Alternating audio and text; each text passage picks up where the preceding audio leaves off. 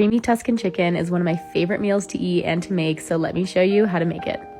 I like to start off by butterflying my chicken and then seasoning it with some salt, a little bit of garlic powder, a little bit of onion powder, some paprika, some oregano, and a bit of black pepper as well. I'm just measuring with the heart with this one.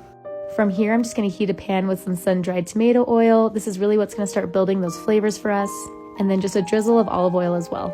Once that comes up to heat, we're gonna go ahead and lay down our chicken and sear on both sides. While our chicken's cooking, let's go ahead and prep our veggies. This recipe has really simple ingredients. We're just gonna split some cherry tomatoes in half and then cut one whole shallot or a half of an onion, whatever you have on hand, and crush a few cloves of garlic as well.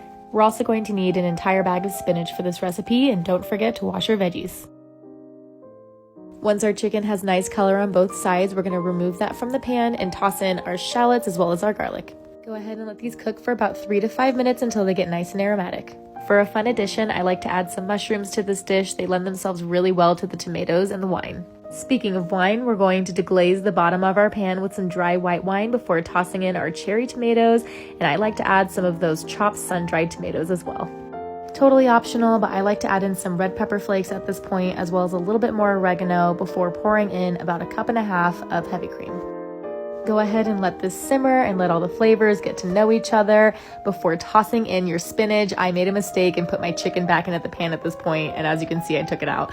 So just toss in your spinach first, let those get to know each other, let the spinach wilt down a little bit, add in some Parmesan cheese, and then we're gonna tuck our chicken back into the sauce.